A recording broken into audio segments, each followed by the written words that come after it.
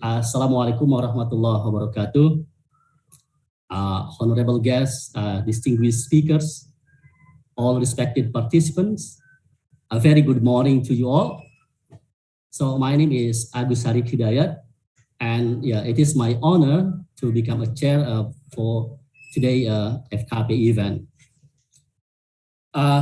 To begin with, I would like to briefly explain the context why the topic of today FKP, driving the economy back to normal tracks post-COVID-19 pandemic, is a crucial issue. So the COVID-19 pandemic has caused massive contractions on the demand and supply sides, so leading to the disruptions on international trade.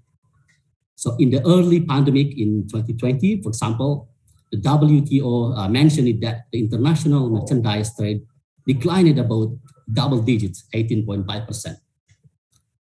And the COVID-19 pandemic has also prompted many countries to take a temporary protective action, mostly through applying non-tariff measures on both export and import activities.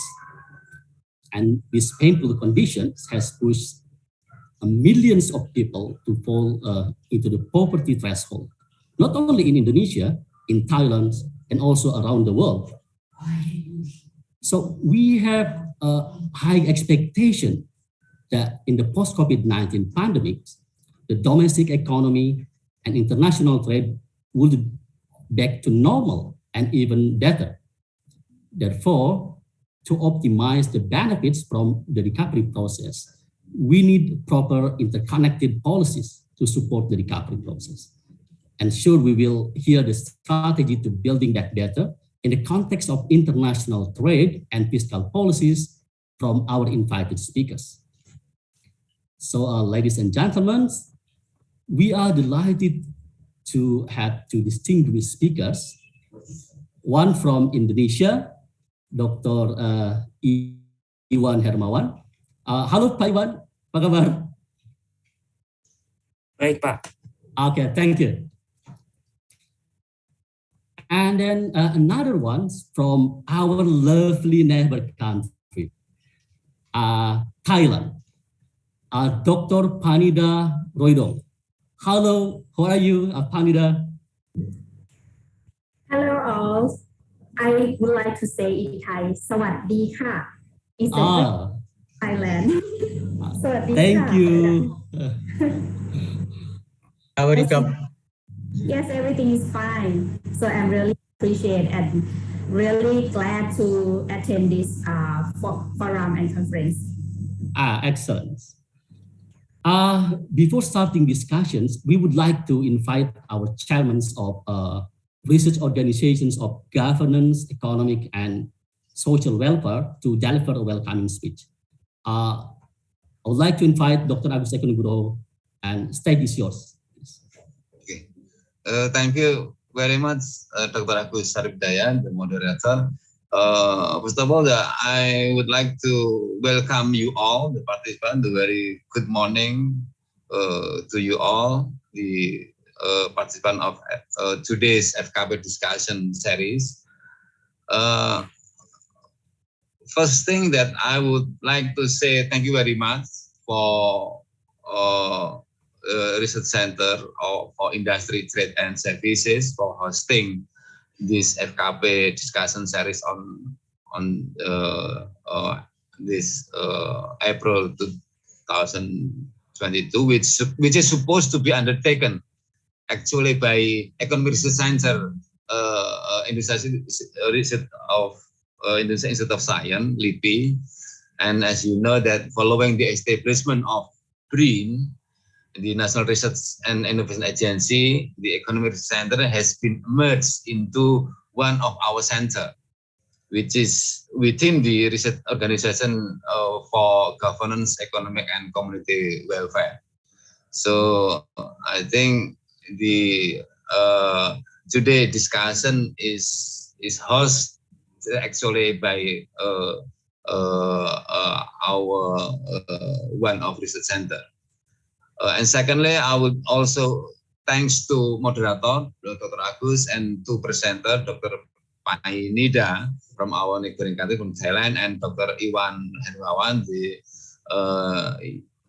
researcher from our center, for delivering the, I think, very challenging. I agree with Pak Agus that this is very challenging topics, that how to link pandemic COVID to the issue of economics and development, how we deal with the economic crisis caused by pandemic COVID, and we also, I think, probably aware that the impact of the pandemic is very severe for many countries actually, and I think its recovery progress are quite differ across country. One may lead ahead, but some are lag behind from the other. So I think today's discussion will, I hope, to deliver a new insight, new knowledge, new understanding about our current problem, and I hope that all participants enjoy this discussion. I think thank you very much, Pak Agus, for arranging this discussion. Once again, thank you very much for all participants for your kind attention. Assalamualaikum warahmatullahi wabarakatuh. Waalaikumsalam warahmatullahi wabarakatuh. Excellent. Thank you, Dr. Agus Nugroho. Okay, our respected participants, based on the guidelines from the FKP committee, so the presentation format will be in series, not in panel. So for the session 1, we will hear the presentation from the speaker 1, Dr. Iwan Hermawan, and follow up by the question and answer. And the allocated time for each presentation is maximum 25 minutes. But let me we read the guidelines for the question and answer sessions. So for the participants who would like to deliver the questions, you have 3 ways. First is by pressing the raise hand sign in your Zoom room. And then later on, I will invite you to directly deliver your question. And then the second one, you can write down the questions through Q&A features in your Zoom room. And for those attending the seminars via YouTube, you can also write down your question in the Q&A YouTube features. Then we will read it for you. You may deliver the questions either in English or Bahasa Indonesia or in Thai language. That is most welcome. And then for the first presenter, I would like to invite Dr. Iwan Hermawan. Pak Iwan, are you ready, Pak? Okay. Okay. I'm ready. Thank you. And then let me introduce him. This is his CV. Pak Iwan is a researcher at the National Research and Innovation Agency since 2022. He's also a lecturer in economics at Parahyangan University, Bandung. And previously, he was a researcher of economic and public policy in General Secretary of Indonesian House of Representatives or DPR, Sekjen DPR. Pak Iwan holds a PhD degree from University of Indonesia in economics. He's also an editor for a Journal of Economic and Public Policy, Parliament House Journal. And then he has published various academic articles both in national and international journals and also books. Okay, Pak Iwan, time is yours for maximum 25 minutes, please. Yeah. Okay, thank you.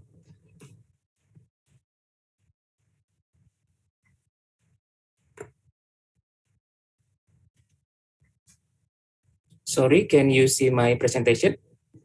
Yes, we can see it clearly, Pak. Okay. Assalamualaikum warahmatullahi wabarakatuh. Good morning. Thank you for coming to this presentation. I'm glad to see you all. Before we begin, let me introduce myself. My name is Iwan Hermawan. You can call me Iwan. I'm from National Research and Innovation Agency. And then related with them this morning, we realized that the COVID-19 pandemic has an impact on all sector, including trade. But since long ago, trade, more open trade was underestimated, which brought a lot of loss. So then now, when starting of the pandemic to endemic transition, is still trade important for the economic? So that's a big question.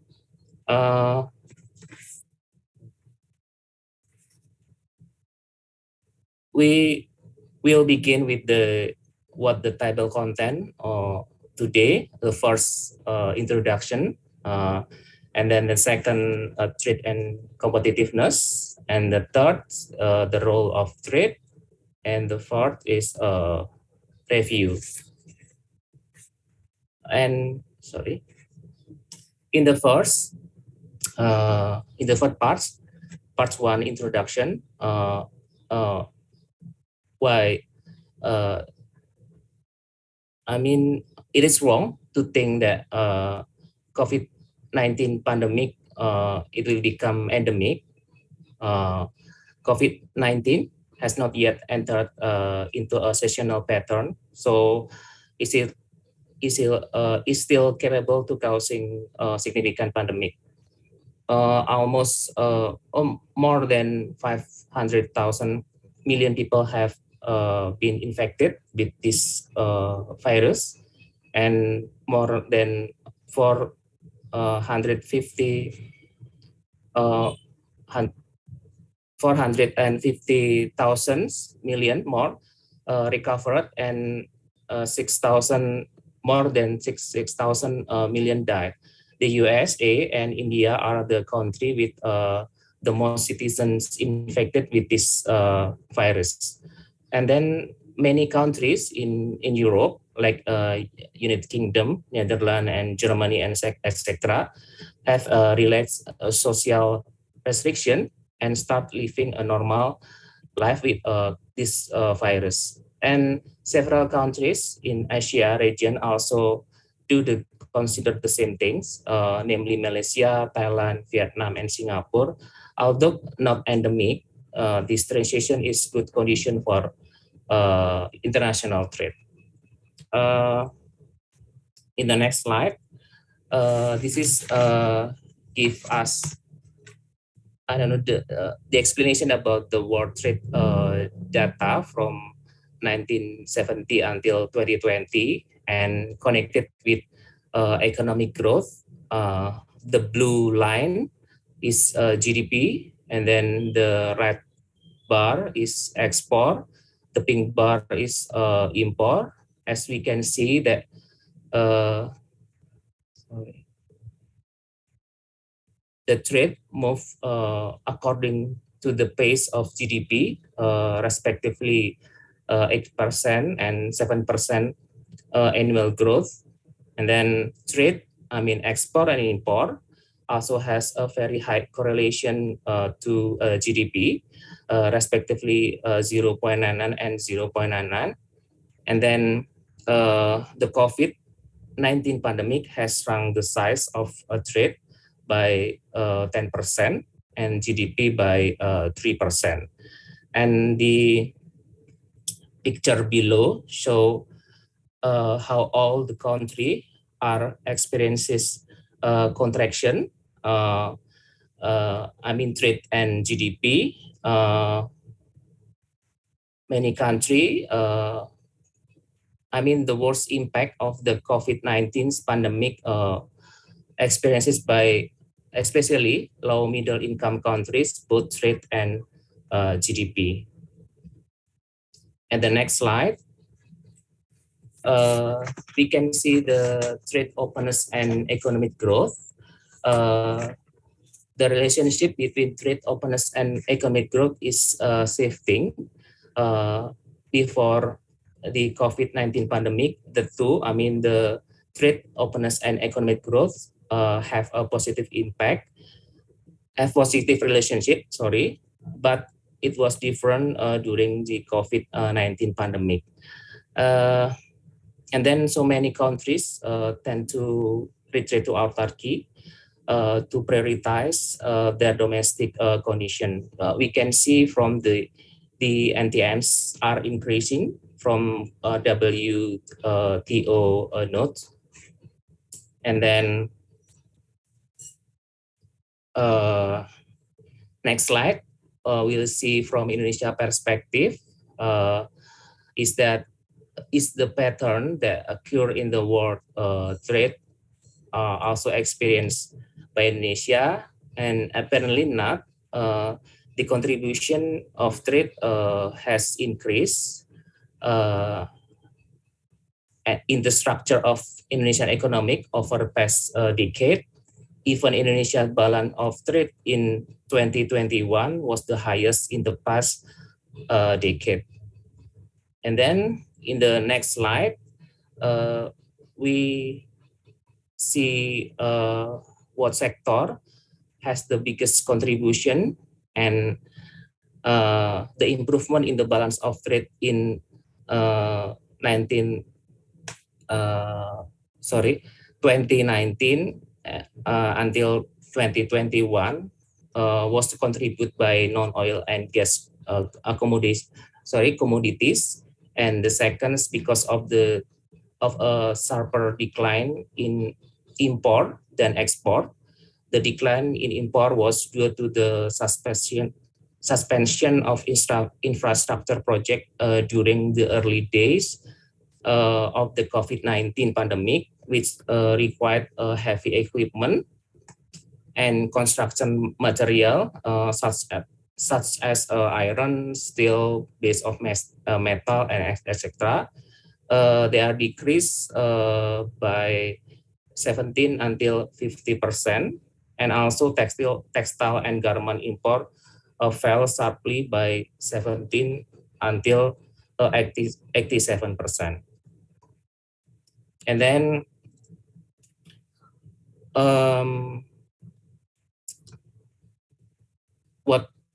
next slide, we dig it down tell us which country contribute to the surplus or deficit of trade, Indonesia, or what commodities contribute to the surplus or deficit to trade. We can see that USA, India, and Philippines, top three, are the three most significant contributor to Indonesia's trade surplus.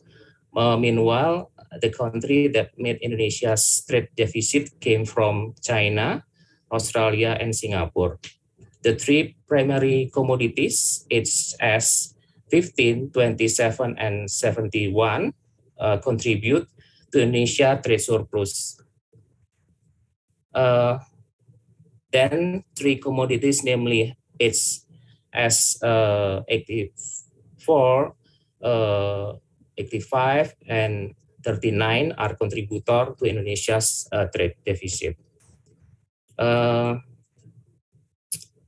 The next part, we explain about the competitiveness with RCA calculation result. So many agricultural commodities have become a winning item in the world market before and even during the COVID-19 pandemic, such as fish, rubber, coffee, animal or vegetable fats and oil, and palm oil. And manufacturing commodities have not changed much in their competitiveness level before and during COVID-19 pandemic. Some of its leading commodity include footwear, fiber, pulp of wood, musical instrument, and tin. And with the export dynamic product calculation, we elaborate the Indonesian competitiveness in the partner countries. Indonesia has a great potential benefit from exporting to traditional export market. Traditional export market, which is USA, Europe, and Japan. However, the COVID-19 has increased expansion into new export market, such as several neighboring country, Africa, and also South America. And then the next slide, we will tell about the global value chain. Global value chain related with the COVID-19 pandemic. So we can see that Indonesia participation in global value chain is still low, where its value tend to decrease. One of the reason is export are still in raw material. Agriculture and mining, and the driving factor of global value chains. It's about a lower cost, specialization, technology and innovation because of open economic and economic growth. And then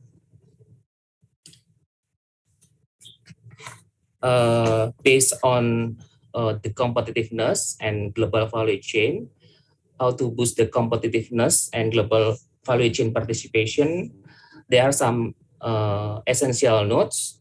First, from economic sector, so public infrastructure have improved tremendously. We can see from the rank improve from 80 to 68 out of 41, but still stagnant in the connectivity. And so the option for solution is well planning and project feasibility analysis.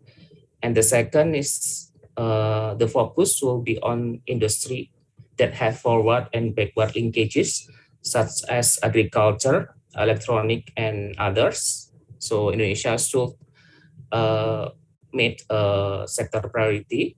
And then the third, this is a non-economic sector.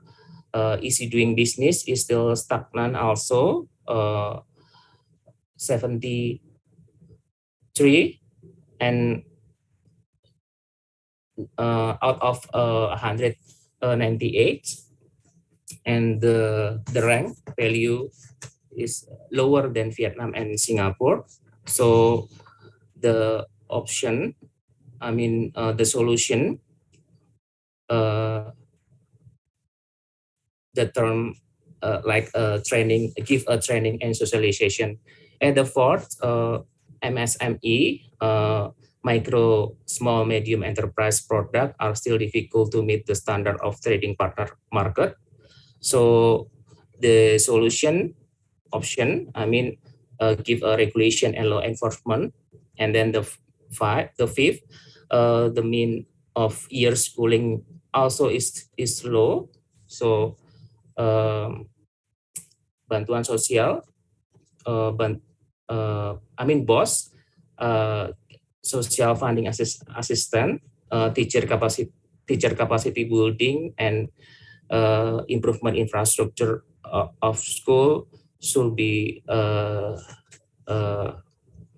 assist from government. And then 6, internet user is low, so internet penetration should cover into a remote area. And then the next part,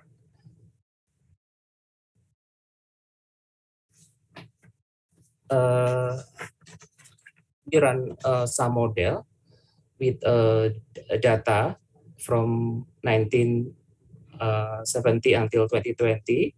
with a granular causality and factor error correlation model to prove how the relationship between trade and economic growth, and the result of granular causality test we can see from the table.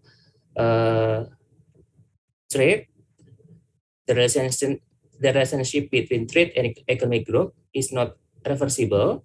In general, trade cause or effect on economic growth or GDP. And then this is the result from factor error correction model from impulse response function based on impulse response function show that GDP responds positively to shock from trade, capital, and labor in year 1. And based on forecast error variation decomposition, show that trade contribution is positive, but not the greatest, and will still remain positive to GDP for year to come. And then this is the impact of trade liberation on food rice security. So this model more complex than previous one. We use a GTAP model, Global Trade Analysis Project model, with the basis data of GTAP. And then we have 5 simulation. Simulation 1 is ASEAN rice trade liberalization. And then simulation 2 is imposing ASEAN trade in goods agreement. And simulation 3 imposing rice NTMS, non-tariff measures. And simulation 4 decreasing production costs and plus trade liberalization. And last, simulation 5, regional rice stock. So based on 5 simulation, we can see that trade liberalization, simulation 1, will improve food security. We can see from the utility and percentage calories from carbo. But the other side, if we see from the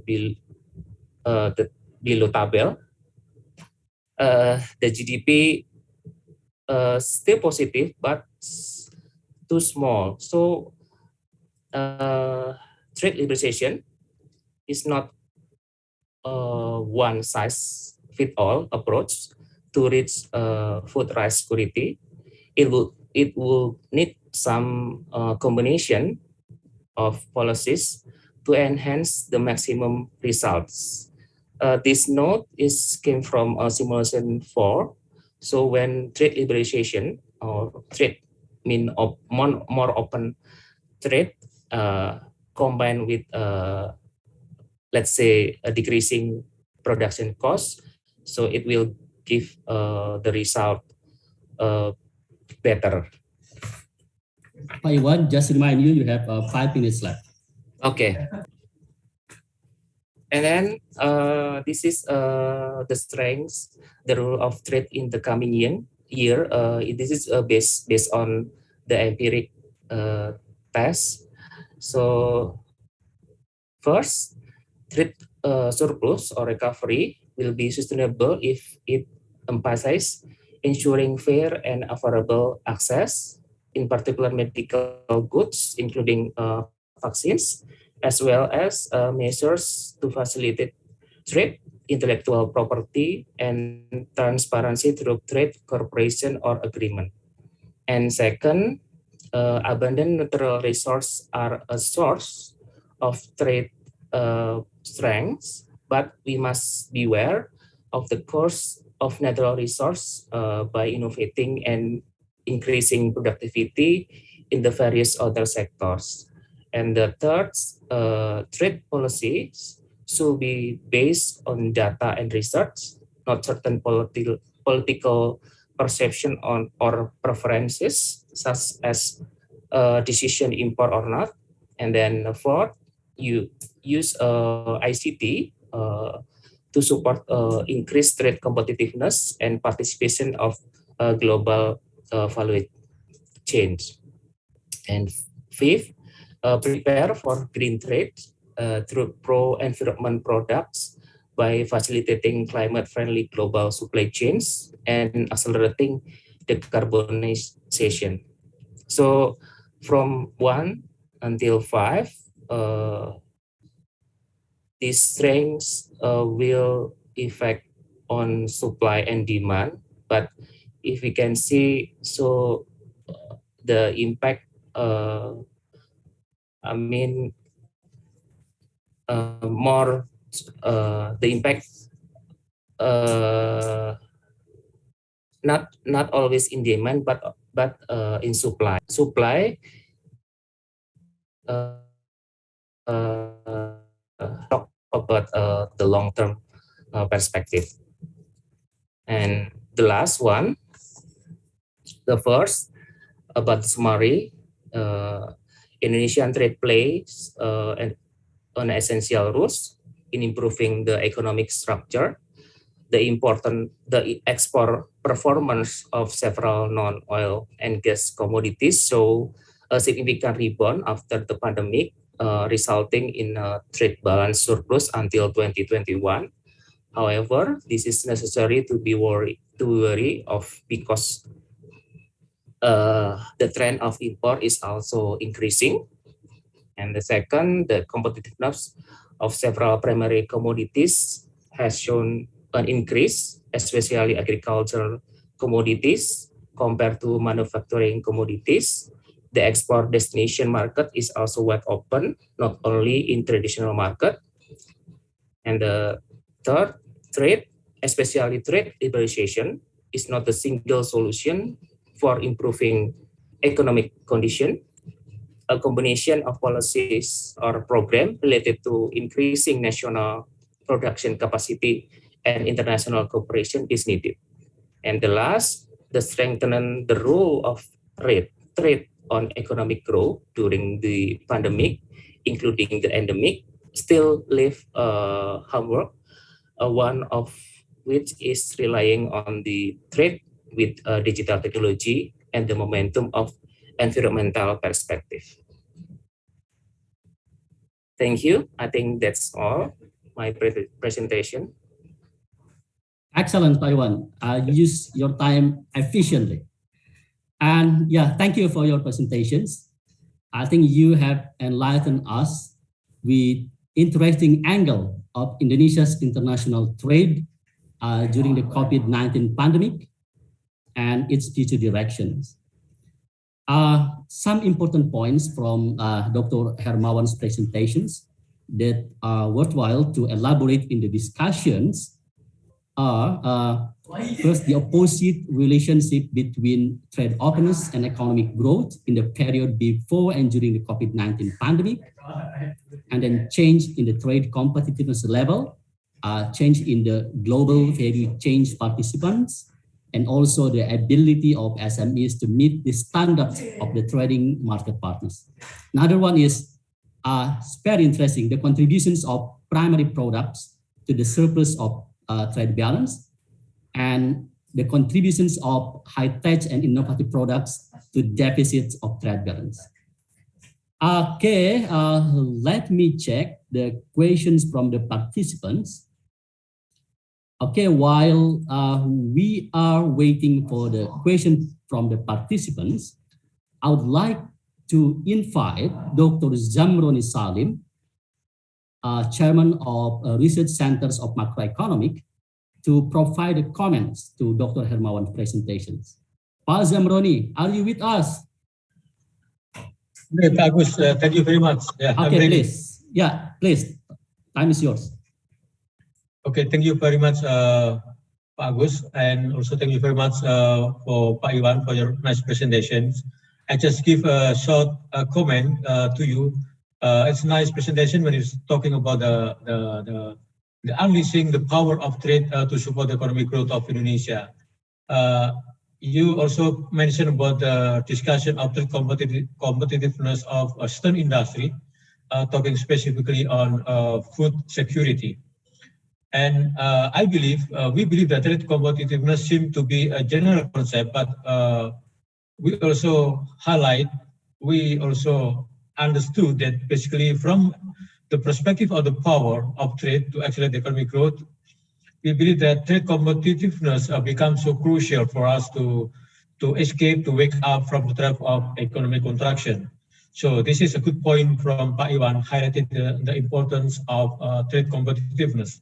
The second one is when Pak Iwan mentioned about the agricultural commodities as a sector to be paid attention by the government of Indonesia. And Pak Iwan mentioned that agricultural commodities become a winning item in the world markets before and even during the COVID pandemic. And also, but for the current conditions, Pak Jokowi has given an order to stop CPO export to the world. We are currently in the position of unhappy policy, basically, in terms of trade theory, in terms of global trade practice. But we're trying to see the positive point of why President Jokowi has given an order to stop exporting CPO to the world. And here, this order is basically given the impact to the increasing, the escalating price of CPO as well as cooking oil in the world. And we hope that this market interference by the government of Indonesia is not for longer term. So we hope as a researcher, as a scholars, we hope that the order from President Jokowi is not for the longer term, because for the longer term, this could distract the trade order, could distract the supply and demand in the world market. But in addition, as the policy from Pak Jokowi, we hope to be just a temporary policy.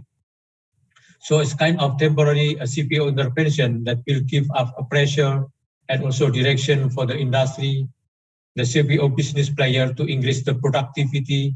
And the second one is trying to give a pressure for a CPO industry to be more competitive, not just by focusing on the abundance of CPO in Indonesia, the production of CPO in Indonesia, but also the quality and also paying attention to product differentiation.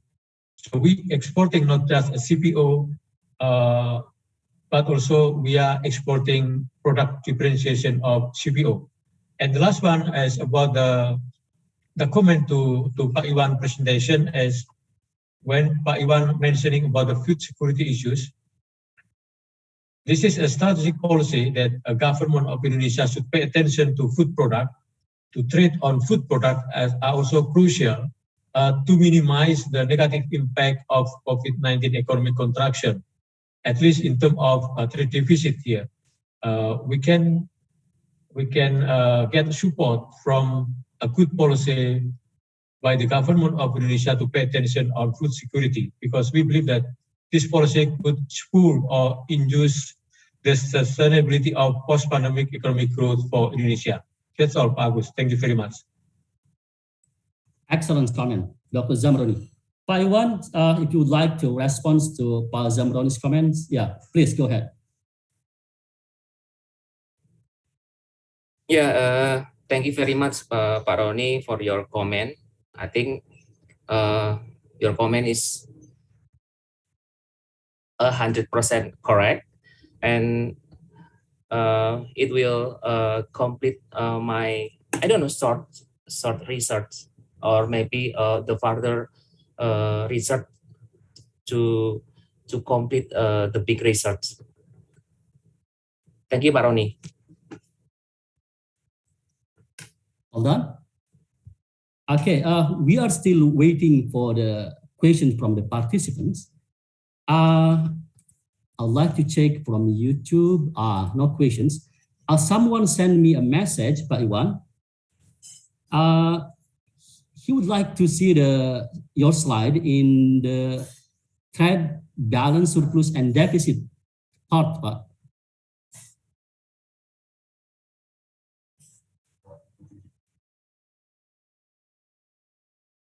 Could you please just display? Yeah, Pak Iwan. Yeah, based on her message, she said that I will read her message.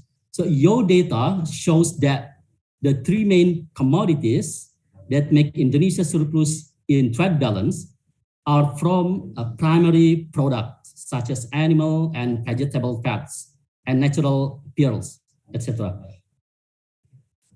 On the other hand, probably not this one, but after the previous one, I think.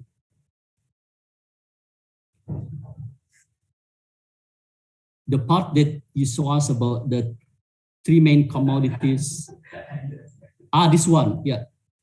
And then she said that on the other hand, the three main products causing deficit in trade balance are from secondary products or from high innovation content products such as machinery, electrical equipment, etc.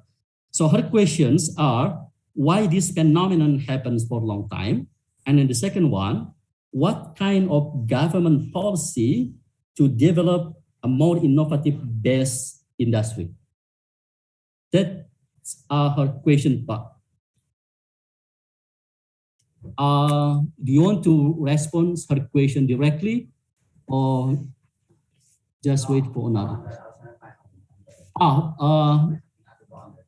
Ibu Lydia also would like to give questions. Please, Ibu, time is yours. Okay, thank you for the opportunity. Thank you, Pak Iwan, for the presentation. Looking at the trade surplus by commodity, we always hear that the pandemic has caused disruption in supply chain across regions, including in international trade. But looking at the various commodities here, it doesn't seem that, well, perhaps you can comment on this idea that disruption in supply chain is happening, yet we can still export or send a lot of these commodities outside Indonesia. And also, what is actually the challenge then, if not supply? Is it the case of just lower demand from importers, so that we can push trade in these commodities? Thank you.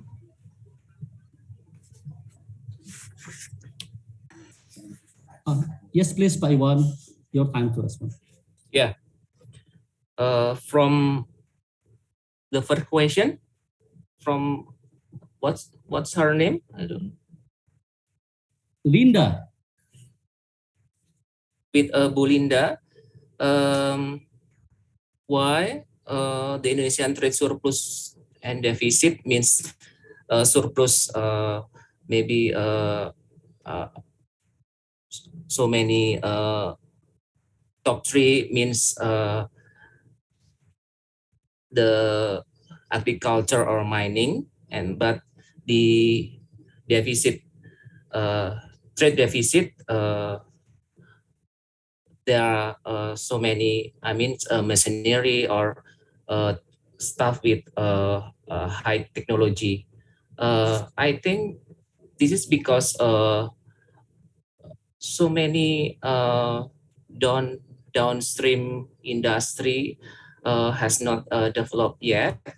So why so many commodities import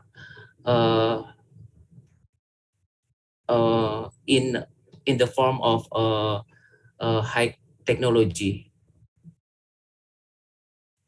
I think that's my question.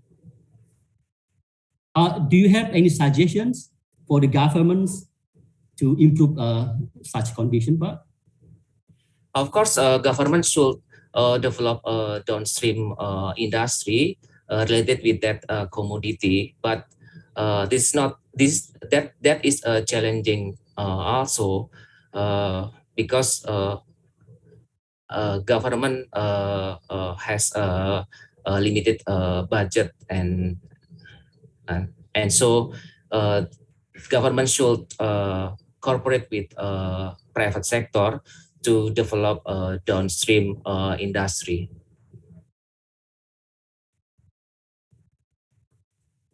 Okay, excellent. Yes. Thank you, Pak. Can you proceed to answer the second question from Ibu Lydia? Sorry, Ibu Lydia, can you repeat your question? Oh, sorry. Yeah, it's a little related to the question before, I guess, because if a lot of the times we hear about disruption caused by the pandemics, disruption on the supply chain, but Indonesia is still able to get trade surplus, I guess, in many of these commodities, including clothing and so on, whereas we can see that garments and clothing should have been affected by the mobility restrictions because people cannot work at factories and so on. So can you comment on the idea that supply chains were restricted? Is that being faced by Indonesia, or it's not so much as supply chain matters, but lower demand from importing country is what needs to be tackled to, I guess, unleash trade? Okay, Pak, do you get the point?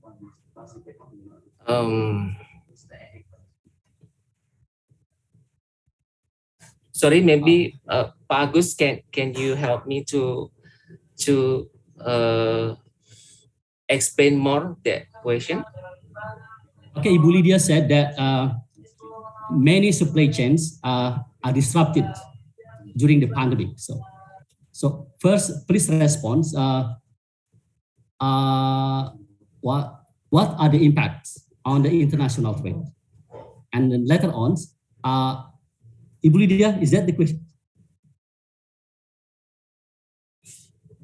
Sorry, yeah, that's the question. Yeah, okay. So if indeed supply chain are disrupted, why is Indonesia still able to export these commodities and achieve surplus? Yeah. Okay. I think Indonesia, especially in agricultural product or commodities, Indonesia has I don't know, abundant natural resources, and then Indonesia has competitiveness, especially in rubber, cocoa, and other sectors. So when there is a disruption in, let's say, in supply chain, Indonesia still compete with another country.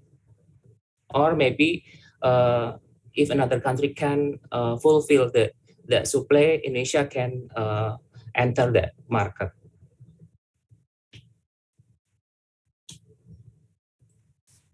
Okay, Pak, that is from the primary product. What about the secondary products, manufacturing product? Sorry? Okay, sorry, Pak Agus? You explained the disruptions of supply chains from the primary product like cacao and other commodity products. What about the secondary product? How can it contribute to a trade surplus of Indonesia during the pandemic?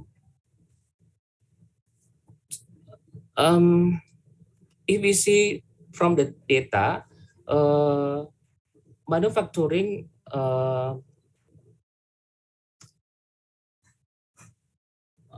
contribute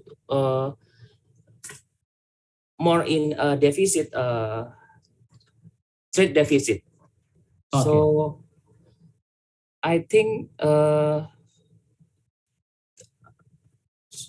we need more effort to develop to push competitiveness of manufacturing commodities if you want to win the competition. So from the data, agricultural commodities has the competitiveness.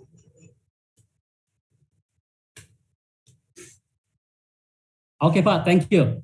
I think you can see from your slides that most of the products contributed to the surplus are primary based product. Yeah. Right, Pak? Okay. Yeah. While for the manufacturing product, mostly contributed to the deficit one. Okay.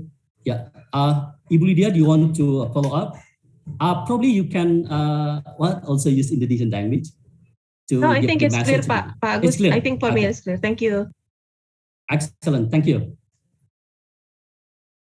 Yeah, we are still have time 4 minutes.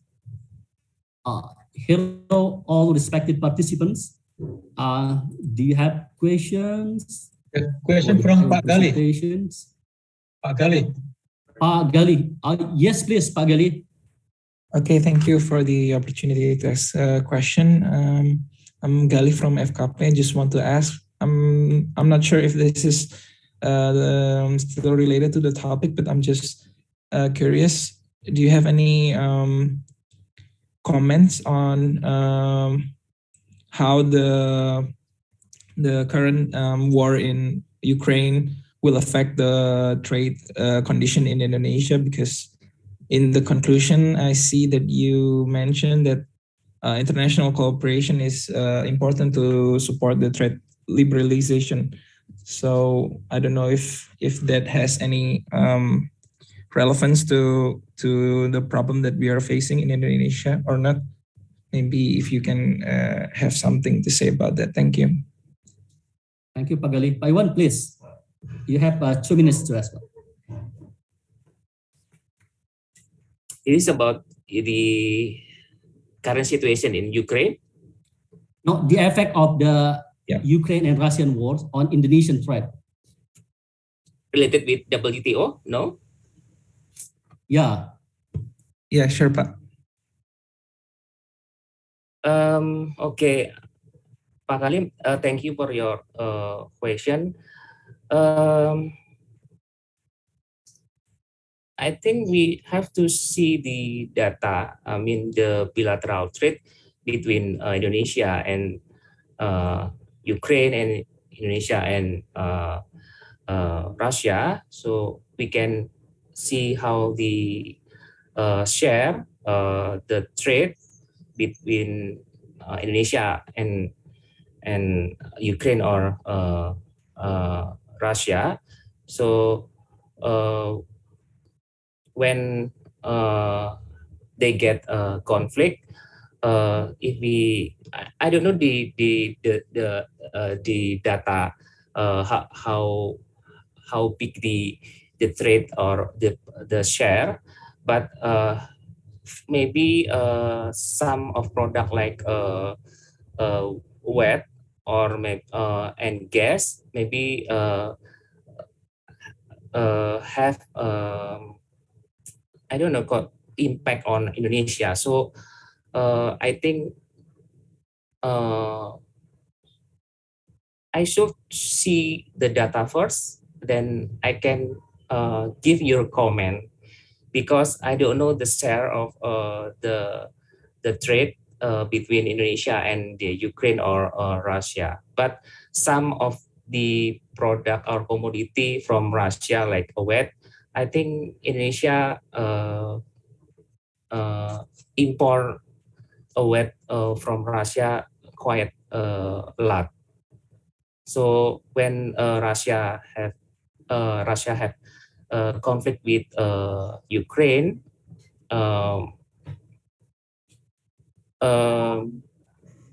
as long as Russia not earmark Indonesia as the opponent, maybe everything will go fine. That's it, Pak Agus. Okay. Thank you, Pak Iwan. Yes. If you would like to provide more to elaborate your answers to Pak Gali, you can send him a written answer later on after the event. Okay. So thank you, Pak Iwan, for very interesting presentations, very fruitful discussions. And let's move to the next speakers. So please allow me to invite Dr. Phanida Roidoung. Hello, how are you? Yes. Thank you, Dr. Phanida.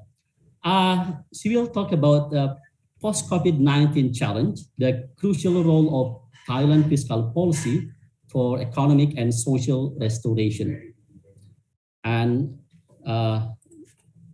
let me introduce her in more detail.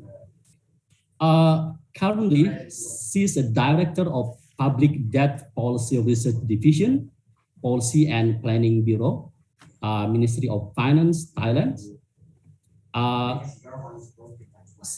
She holds some strategic positions before in Thailand, and she's also a lecturer at the Faculty of Economics, Konkan University, and then she holds a PhD degree in International Development and Economics from Nagoya University, Japan, in 2015, and the master degree also obtained from the same university, Nagoya University. She received a lot of awards and honors from the governments of Thai, in which one of them is Outstanding Civil Servants in 2017. Oh, excellent.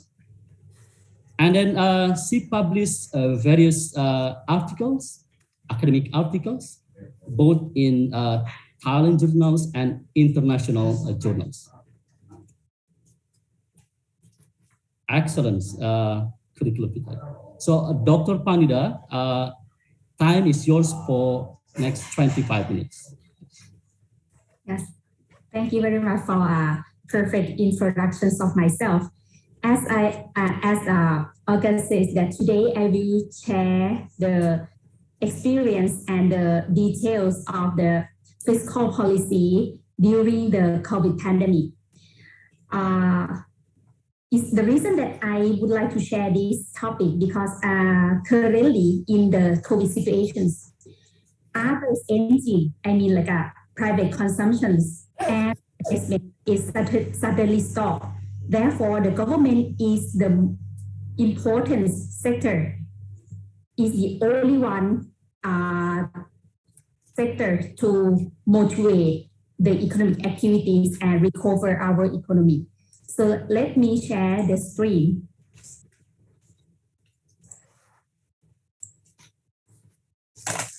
Today, I will cover the four contents. The first is about the big picture of the COVID stimulus package.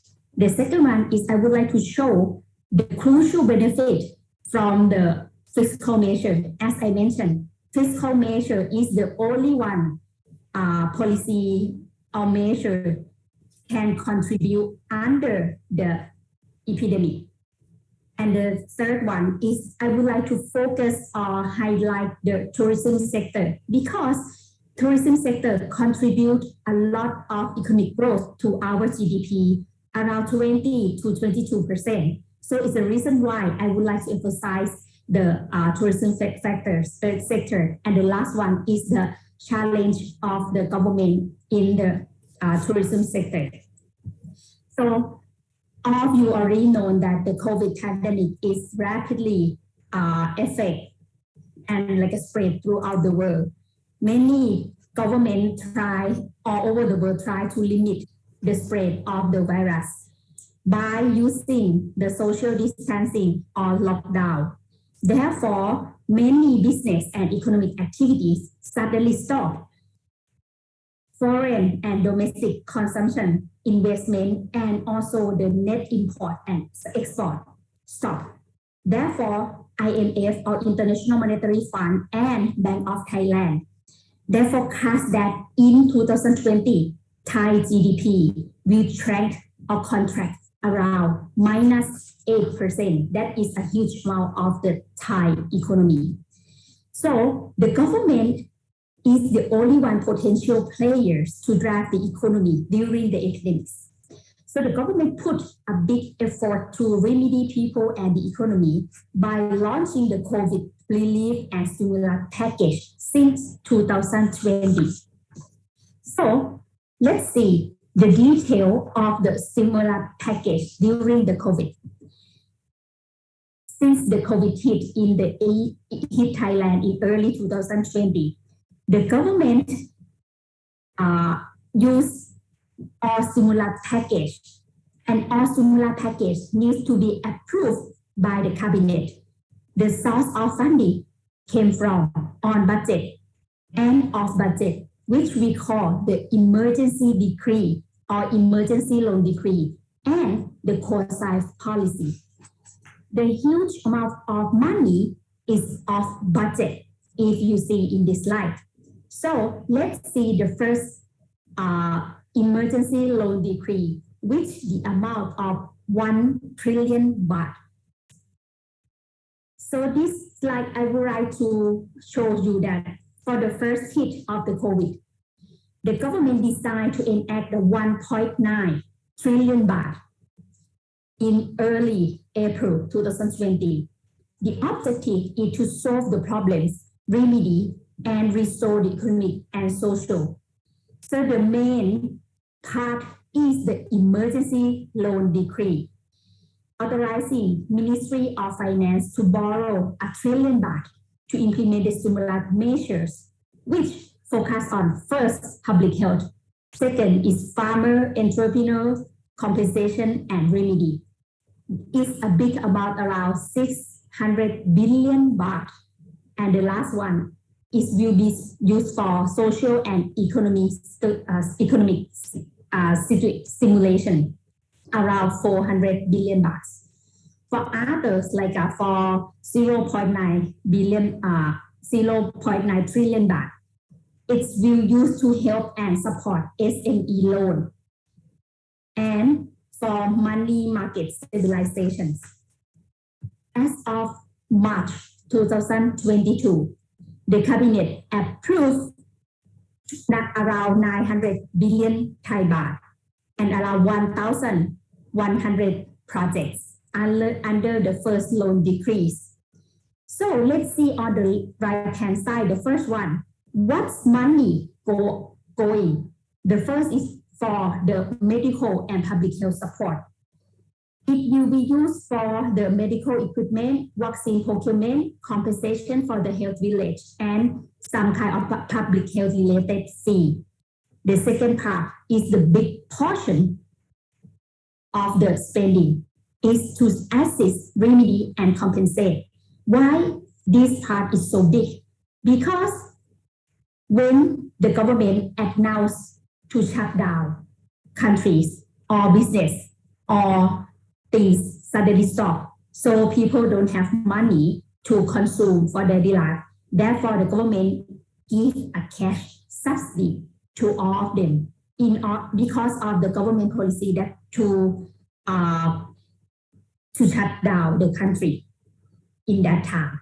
And the last one is for restore the economy and society. It used for the career promotions, new job promotion, and short-term consumption stimulation. This is the big picture of where the money go.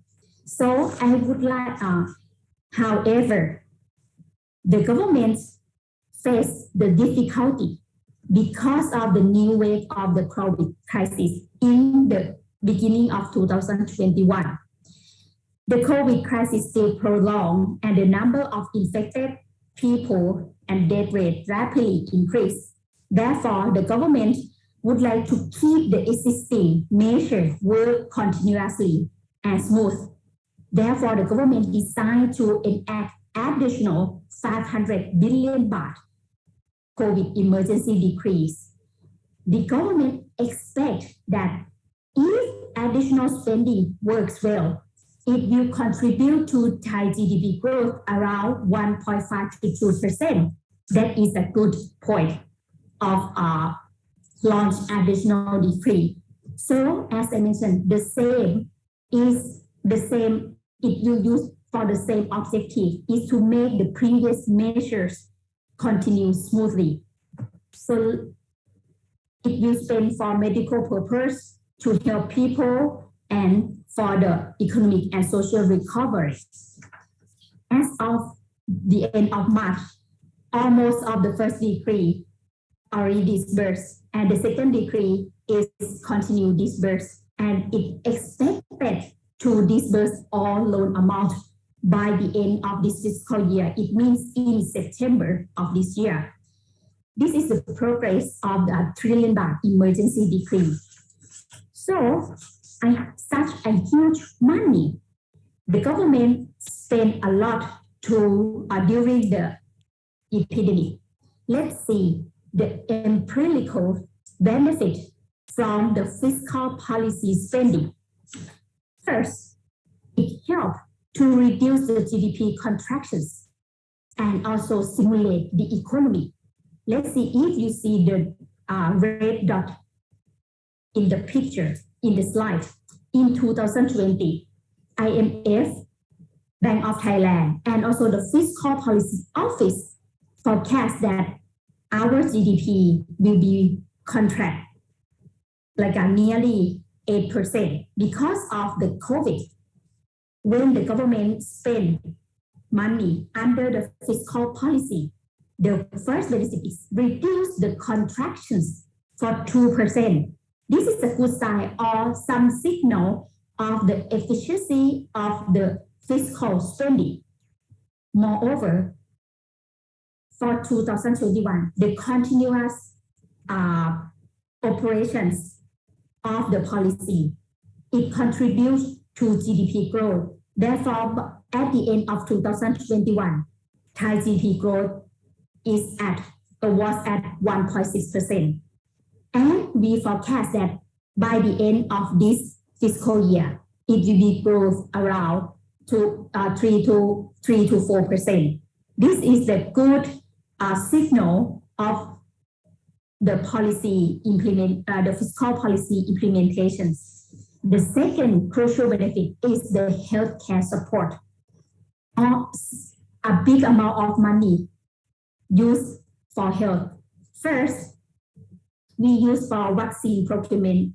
Many dose was bought from abroad, and government distribute all vaccine to Thai people and foreigners who stay in Thailand for free. Second, every hospital, the big hospital and the village or the local hospital also get the medical equipment in order to save the people or to help people who infect the COVID. Moreover, we have the village health volunteer. So they have to visit each household in their village. So they face the risks and they have the extension of the scope of work. So the government decided to pay additional compensation or payment to them. And the last one, for the health service fee. That means if in the first period, when the government found that who are infect the COVID, the government will provide hospital and the field hospital with the medicine and food for 3 times per day. All the thing is free, which will use the funding of this expenditure is from the fiscal policy or the loan decree. The third one is the cash support. As I mentioned, when the government asks everybody to stay at home and they don't have money, they don't have the daily income. So government give all money to all income groups, including the farmer, freelance, the fragile groups, which mean the elderly, the children, and the handicapped. They also get the support. Moreover, the state welfare card holder, who we classify like the poor people. So government also deposit money to their card, and they can use that card in the shops that are like a local shop that have the machine to get off the money. Moreover, the government also support the facility or the utility usage for all of people, all of household in Thailand. The fourth one is the consumption stimulations. The consumption is the main engine to drive the economy during the pandemic. Therefore, the affordable people who can get the government support. However, the condition of this group is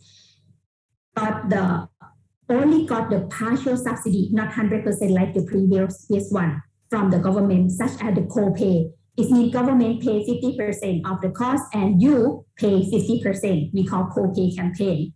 Or government give you the e-voucher or some kind of the discount of the travel in Thailand. This kind of the success consumptions can contribute to 1.3 million jobs and create the money circulation in the economy, around 200,000 million baht.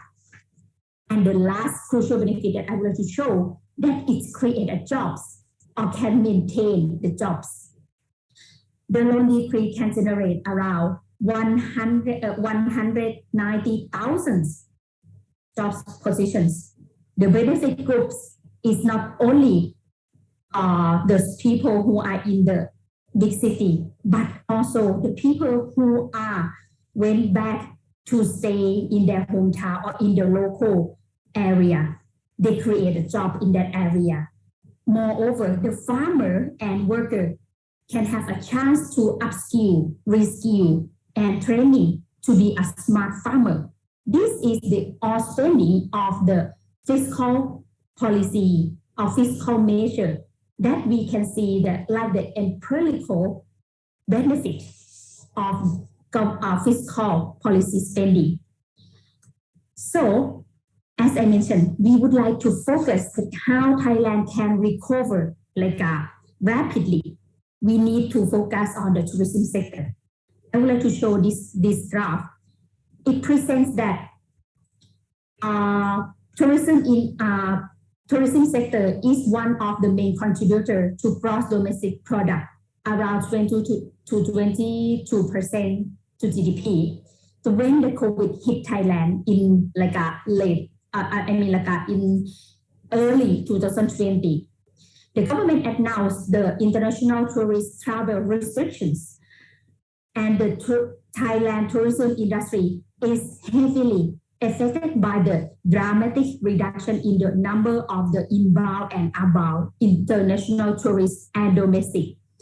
So the number of foreign tourist arrival in 2020 declined from 40 million people to 7 million in 2020, which declined by 84% or 83% and 94% in 2021. But when you look at the GDP growth in the orange dot line, it moves in the same directions. It means GDP rapidly declined from 2% in 2029 and to 6% to minus 6% in 2021. But luckily, we start to know how to live with the COVID. So we went out and do some economic activities which contribute the positive to GDP and can bring the GDP growth for around 1%. I would like to give you a little bit the example of the tourism measure that we use in Thailand. The government tried to stimulate the tourism business through the many direct and indirect measures to remedy entrepreneurs and recover the tourism sector, including the measure to take care and mitigate the effect from the COVID-19 to the Thai economy, and the additional measures on case-by-case basis, which cover the loan and the tax measure. So the government set up the tourism scheme to stimulate the domestic tourism, build the consumer confidence, enhance tourist spending in every tourism place and activities. So the tourism projects such as the We Travel Together and more. So let's see a little bit the detail. The government aims to promote domestic traveling throughout the country in order to create jobs, generate income, enhance liquidity, and stimulate consumptions. The first measure is We Travel Together, is the co-pay campaign. The government will support 40% of the hotel, food, and air ticket charge. However, the condition is to join this campaign is you have to register through the campaign's website and use the government payment applications. The second is moral measure. This campaign is a special offer to the village health volunteer to travel in Thailand because they risk and they work a lot during the COVID. But the government will support around $60 to support this group to travel within Thailand. And the mentioned tourism campaign are well known and well responded by entrepreneurs, especially SME entrepreneurs and domestic tourists. It's the light for the government to rethink and set up the new structure of balance for sustainable tourism for medium and long term by using 5R. First, reboot by enhancing domestic traveling. Second, rebuild and repair the existing tourism fundamental and environment to respond with a new normal in order to increase the long-term competitions and develop high value-added products and services. Third is rebrand marketing communications with a new image of Thai tourism. Fourth is rebound for tourists to revisit Thailand, especially high-quality foreign tourists. And the last one is rebalance for sustainability by matching between demand and supply of tourism needs, health security, and the economic recovery. However, the objective is so clear, but how to achieve that is very challenging. The government tried to stimulate the tourism and related tourism business and recover economy by using many direct and indirect measures. And however, the government still face the challenge. The new wave of the epidemic, uncertainty, virus mutations, and vaccine distributions are the most important factors for Thai tourism recovery because they create tourism safety confidence for domestic and international travel. Therefore, the first priority for the government is focus on the vaccine procurement and distributions to create the herd immunity, which will create the continuity benefit to tourism and related tourism industry and stimulate the economy through the consumer and investor confidence and economic recovery. When the tourism recovers, GDP will increase because it contributes around 20 to 22% to GDP. The tourism recovery will depend on two factors. First is external factor, is the new wave of the COVID epidemic. Regarding to the many waves of the COVID epidemic, it ensured that every country had to stay with this situation at least 2 to 3 years or more. Second is vaccine management. European countries, United States, and China try to vaccinate and distribute vaccine to all population to create the herd immunity. The economy will speed recovery, which will be good for Thai and Southeast Asian economy, which are exporter. Vaccine management is one of the main internal constraints for tourism recovery in Thailand. Many people got a fake news of the vaccine and deny to vaccinate. The second challenge is the inspections. Although the tourism measures are well responded by tourists and entrepreneurs, however, it still has a loophole for tricky people and entrepreneurs and corruptions. Therefore, the government needs to inspect the campaign continually and enact the penalty law and prevent, in order to prevent and penalty the culprit. Although using money under the loan decree for these tourism measures has the monitoring and evaluation committee, but it's quite a short period which cannot evaluate the outcome, efficiency, and effectiveness, especially for the tourism recovery scheme, because the COVID situation is still uncertainty and cannot control the spread.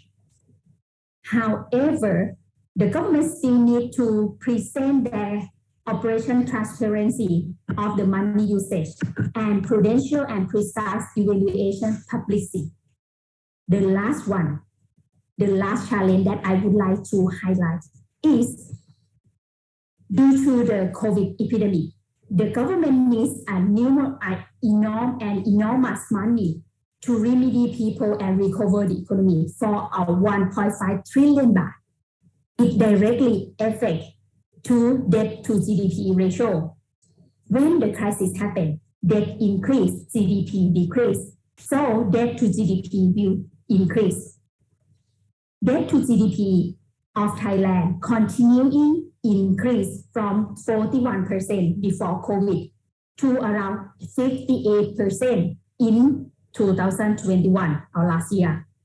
In normal situations, Thai government set the debt to GDP ceiling at the 60%, which likely the international standard.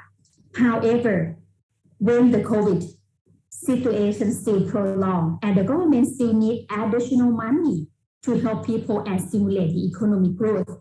Therefore, it's a big challenge for the Thai government to deal with the COVID pandemic and the fiscal tightening.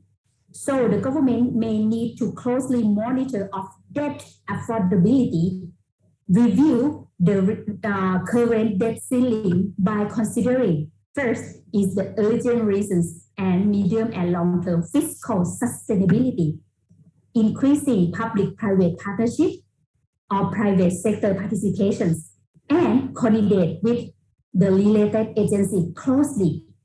So lastly, the government should show the effective money usage and transparency to the public continuously. This is the important role of the fiscal policy during the COVID pandemic and the post-COVID.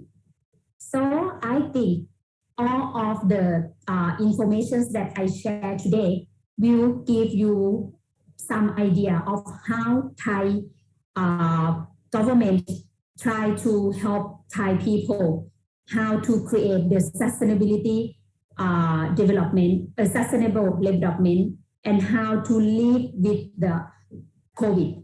So let me end of my presentation here and welcome questions from the floor. Thank you. Thank you, Dr. Phanida. It was a really interesting and inspiring presentation. So there are a lot of lessons learned that we can learn from Thai government policy, especially, for example, in establishing a new structure balance for medium and long-term development, especially in the tourism sectors. We also learn about the way governments allocate their budget during the pandemic to the post of health, social net care support, and consumption stimulations.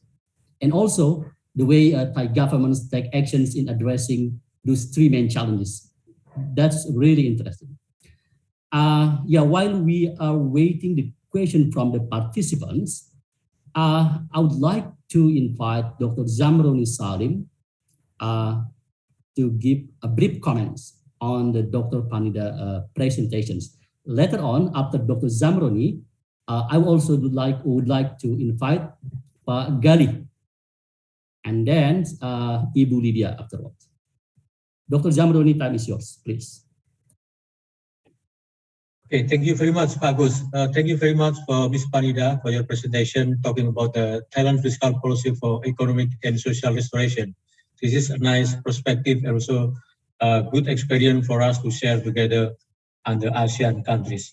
Ms. Phanida mentioned that basically a sectoral approach is used to solve the problem of COVID-19 pandemic here by government of Thailand to face the challenge and how to make recovery in the tourism industry. And Ms. Phanida mentioned that government is the only potential player to drive the economy back to the normal track during the pandemic. This is a strategic standing position. It's a strong position for us to understand the position of government.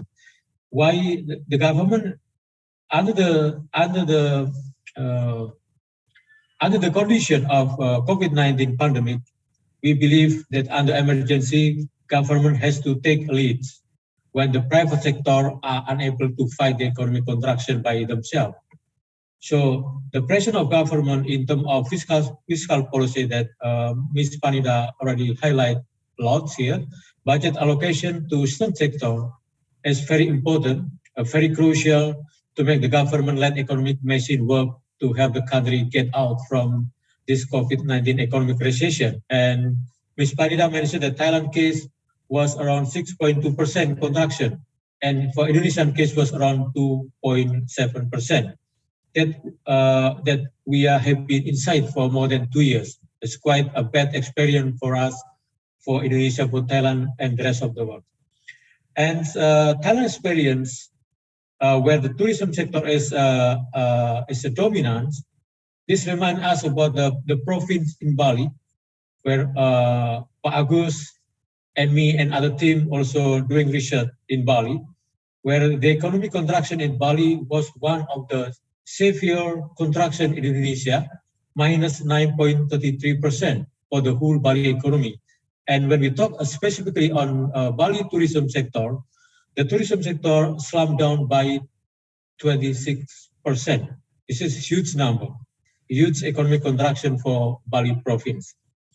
And as Ms. Phanida mentioned tourism sector as a leading sector in Thailand here, Thailand focusing on domestic traveling throughout the country by giving a fiscal allocation to create jobs, to generate income, to enhance liquidity, and also to stimulate consumption, focusing on tourism sector is a good strategic action done by the government of Thailand.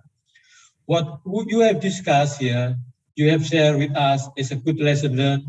So we Thailand, we Indonesia, and we ASEAN countries could take this COVID-19 problem solving policy as lesson learned together in ASEAN, also for the rest of the world.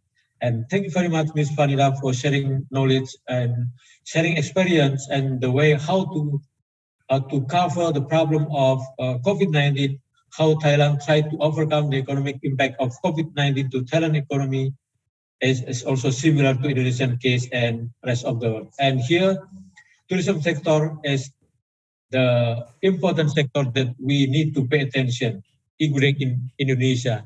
And we believe that tourism sector, both in Thailand and Indonesia, can be a leverage for the economy to wake up, to accelerate, to go back to the normal economic growth. Thank you very much, Pak Agus. And thank you very much for Ms. Phanida. Okay, Pak Zamroni. Dr. Phanida, please hold a while your response to Dr. Zamroni's comments, because I would like to invite Ibu Lydia to give comments. Please, Ibu Lydia. Thank you for the presentation, Dr. Roidoung. It's very interesting. I would like to ask about the disbursement of the budget for the pandemic. Now, in Indonesia, we read that there were difficulties because it's a new way of disbursement, and even until up to like 2/3 of the year, it was less than 50% dispersed because of this difficulty. But of course, Indonesia historically also has a problem in doing really good disbursement and timely disbursement. So I would like to get your views on the experience in Thailand and what were the measures undertaken to, if that happens, to smooth the process. Secondly, it's very interesting to see this co-pay concept in tourism. Can you explain that further? And also, I have to say that during the pandemic, Thailand tourism is still double Indonesian tourism. So this is a challenge for Indonesia to learn how you can get still 7-8 million visitors even during pandemic. So if there's something that we can learn also from the co-pay method, of course, that is domestic, I guess, the co-pay mechanism. Thank you. That's very interesting questions, Ibu Lydia. Yeah, okay. Dr. Phanida, yes, please. Yeah. So for the disbursement, we work really hard on the disbursement, both the on budget and off budget. We have the monitoring committee. We have like a quarterly meeting to check or to like investigate or to keep update. What is the disbursement? What is the problem? What is the obstacle of the project? What needs to be fixed? And we get like a nearly precise the exact amount, and the spending progress. That is the main thing or the strong point of the agency in charge of the disbursement. So we work really closely and we talk with the executing agency, and disburse. The accountant department, back and forth every quarters. So it makes the project works quite well. Both of the normal budget and the loan, the emergency budget, which we call the off budget. So that is the answer of the first question, that how Thai government agency do well about the disbursement. For the second, so can I interject? So you didn't experience like significant delays compared to normal? Actually, we faced the first delay that we faced, but it nearly in the beginning of the COVID situation is the construction works. Because we forced to stay at home, so no workers work on the site. So nearly 3 to 6 months. The construction work is suddenly stopped. And later the government rethink that. We have to leave to stay. We try. We have the industry or workplace bubble seal, so we not allow worker to go outside. We have the dormitory or the few house in the workplace, so that help to overcome the challenge of the construction work delay. Let me continue the second question about the co-pay campaign. So the co-pay campaign is very so you mean the co-pay of the tourism measure, right? Yeah, that's right. Okay. Co-pay concept of tourism. Okay. For the co-pay of tourism campaign in Thailand, as for the first time, the government announced that we have to scare with the COVID pandemic. It's very serious, it's very dangerous, so we will die. So we have to stay safe at home. And when the government want people to go out after get vaccine, so the government try to induce or enhance their travel by giving some subsidy, giving the subsidy, but not in cash subsidy, but in kind subsidy, it should be the hotel ticket, air ticket, and food. So the government will support or subsidy around 40%. It means like when you spend for the package, like a hotel, air ticket, and food, you will get like a 40% subsidy. So it means like for my case, I also use this campaign. So I have the experience, I have a chance to stay in the luxury hotel or the pool villa.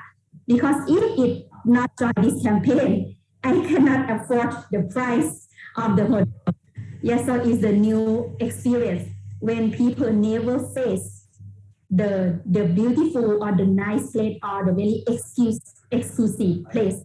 So we post, normally we use a social network to post that place and what we do.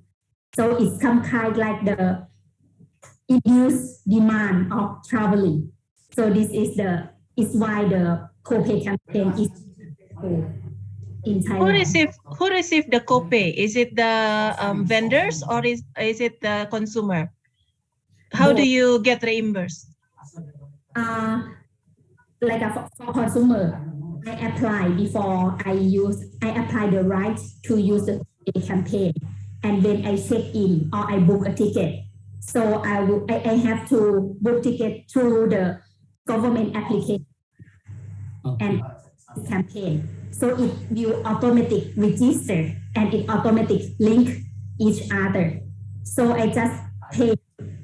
Firstly, I pay like 100%, and after I finish my trip, the discount will be go back to my bank, to my account, and the government will pay the additional that gives me to the hotels or the shops or the restaurant. Yeah, so all they very happy.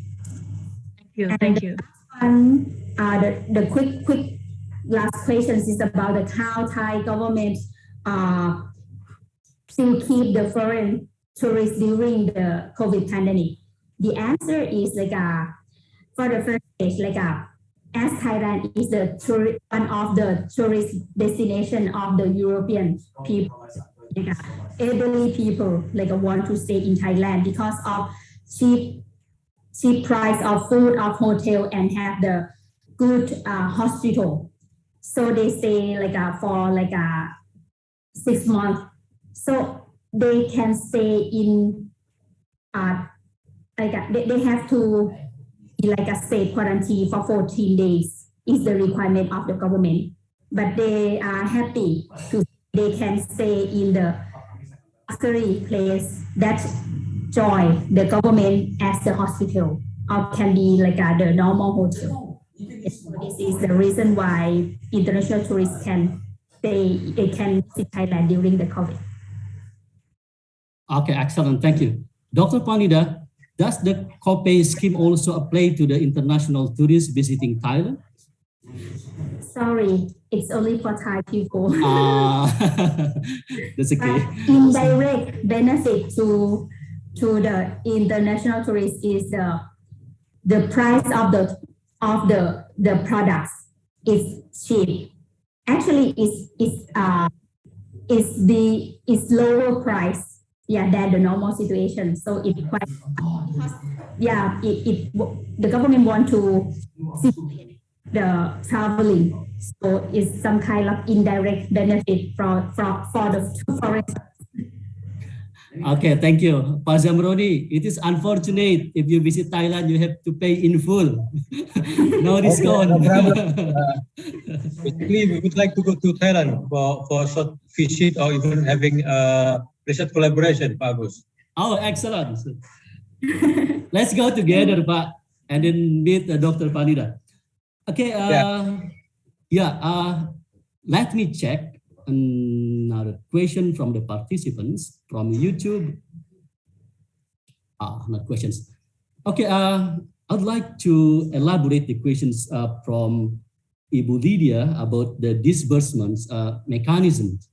Could you please elaborate the role division between the central and local governments in disbursing the government budget allocations to support the recovery of the pandemic. So you mean the authority or the linkage that you, yes, that's right.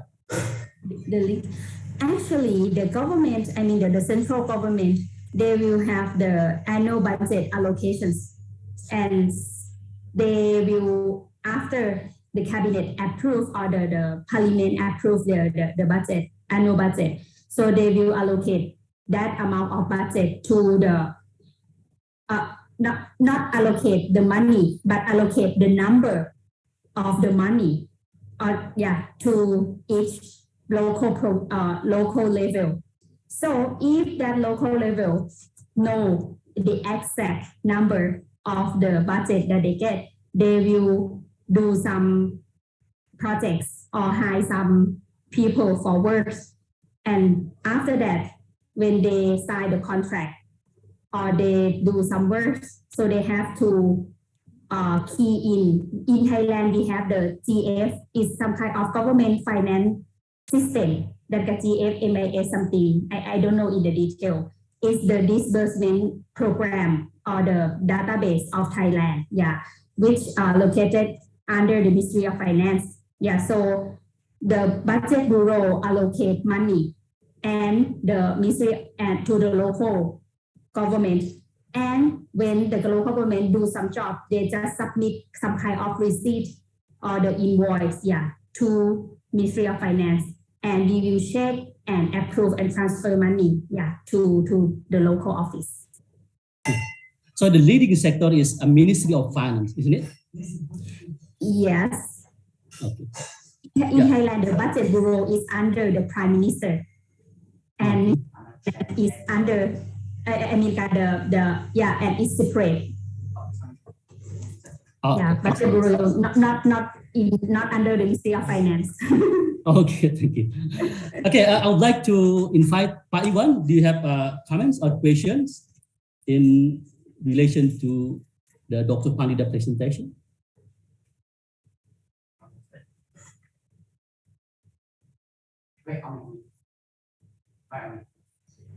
Agus, call my name. Oh, yes. Do you have any comments, Pak? I think Ms. Phanida have a great presentation. I enjoy your presentation, and I have no comment. Okay. Thank you. Thank you, Pak Iwan. Let me give a little support from the Dr. Iwan when he talked about the deficit. His slide show about the deficit. In Thailand, we also face the difficulties or the problem of the 10 years budget deficit. If you are in person, I mean when you get deficit, it's not good. But for the country, I think budget deficit, it has the objective. It's not show, it not present that the government is bad. But when the government wants to increase the country competitiveness or evaluate the well-being of the people, so budget deficit is one of the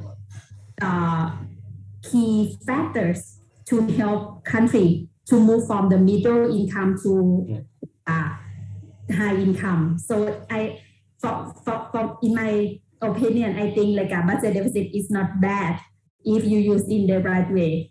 So I would like to support Dr. Iwan. It's not a serious as much as it used for. Okay, thank you. This is very interesting view, different perspectives.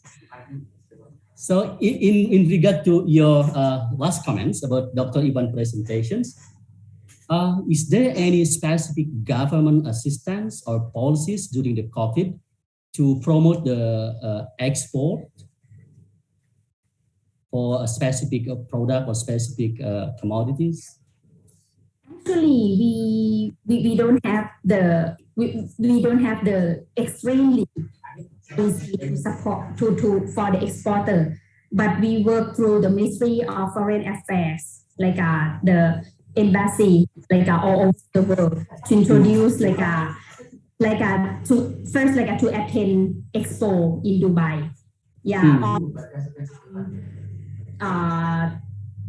Thai hotels or Thai information to promotions every cities all over the world, and we work with Ministry of Commerce to bring the entrepreneurs, especially not a big one. It's maybe like SME, and the theme of Thai government to introduce the product or the eco-friendly product, because we care a lot. I mean, all people in the world care the crisis or the global warming, and also we know about the BCG, biocircular green economy. So we concern, I mean, that globally, it concerns globally. So we try to introduce this way. And the one thing of the tourism sector, that why we would like to emphasize the sustainability tourism, because before COVID, in my opinion, based on the statistics, the main tourists is from China. All Chinese people, they comes a lot, and they a lot of people, but in the area, so it destroy the resources. So we have to keep in mind. And the next is saying that when the COVID hit Thailand, no foreigner comes to Thailand. So the next recover rapidly. So we can see in the Gulf of Thailand ocean, it looks like Maldives that I never see before. So before I have to go far away and do some diving, but now I can stand at the beach and can see the clear blue water. So I think this is the thing that Thailand had to be careful of when we open countries for tourists. Okay, thank you. Is there any follow-up comments from Dr. Zamaroni, Pak Gali? Okay, if no, yes, Pak Zamaroni, do you have any other comments? I saw one. Yes, please. Hello? Yeah, hello. Yeah, we can hear you. Okay, I just want to give some more explanation about the question from Pak Gali, asking about the Indonesia and also Indonesia and Ukraine trade, whether affected by Ukraine war, Russian-Ukraine war or not. Basically, Indonesia and Ukraine trade will be affected as a bilateral trade, not as a global trade. Why Indonesia and Ukraine trade will be affected as bilateral trade? Because the supply chain in Ukraine has been absolutely affected by war.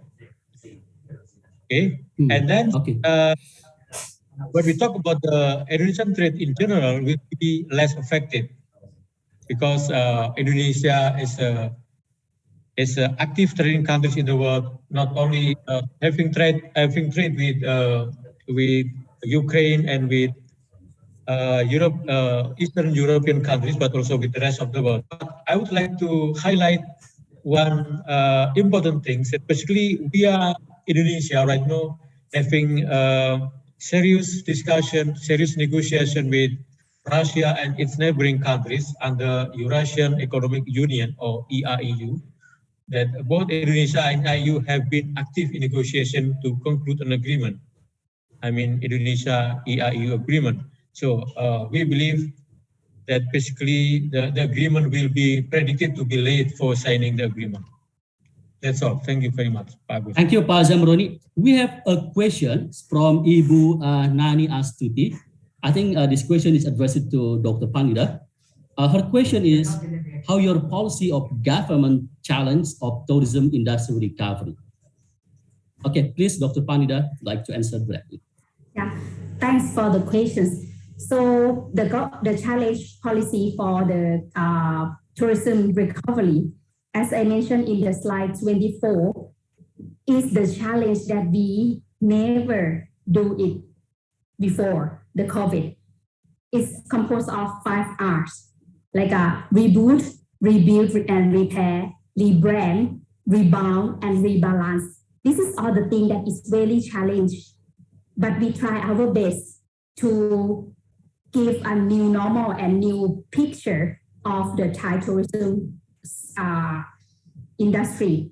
We would like to capture high value added tourists more than before, because one person can spend more money and will contribute to a lot to our economy a lot.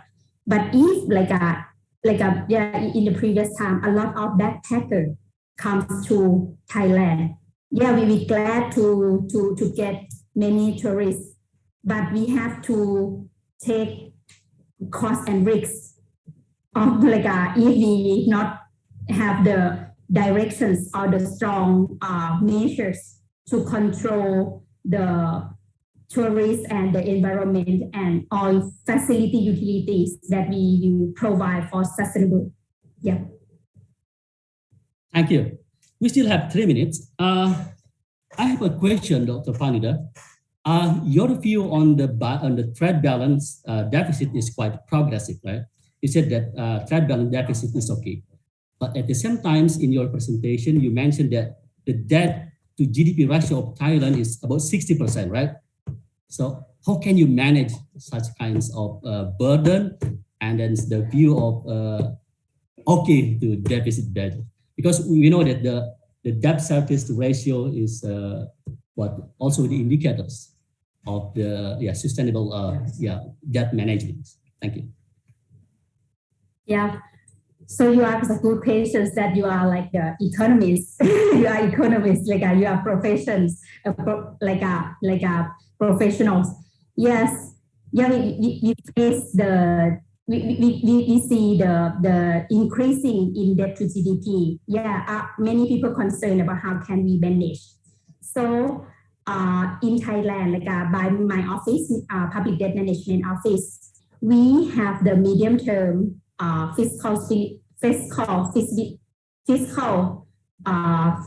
framework, and we have the medium term debt management strategy, which cover interest rate risks, foreign exchange risks, and refinancing risks. We have the internal ceiling, and we closely monitor and report to the cabinet every 6 months to show that what is the situations. Moreover, if the normal people would like to understand, now the Thailand, we have the debt around 10 trillion baht. Around 80% of the debt is domestic. Therefore, we have very, very low foreign exchange risks. And more than 85% of our debt is fixed interest rate. So we face a low risk of the interest rate for refinancing. Of course, during the COVID-19, the government needs urgent money to help people.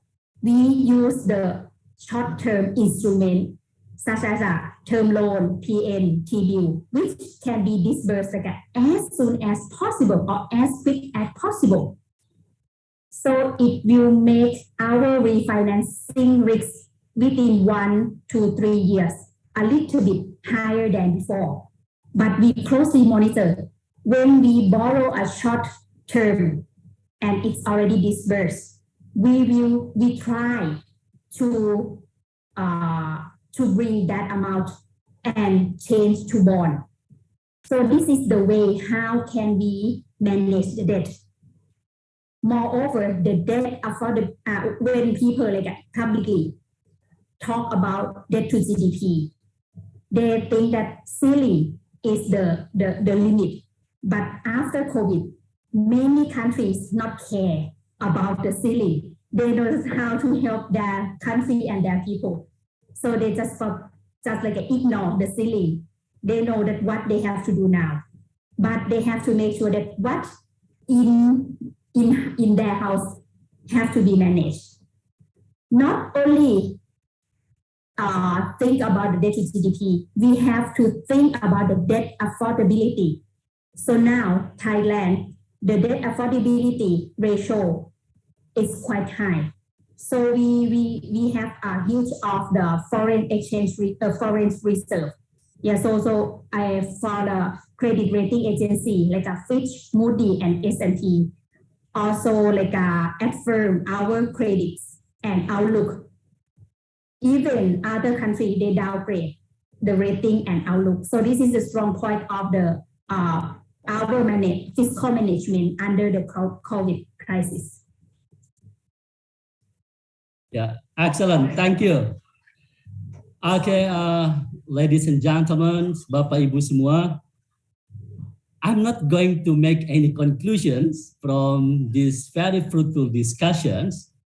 So rather, I would like to invite all the participants to give a big applause to all these inspiring speakers. Okay.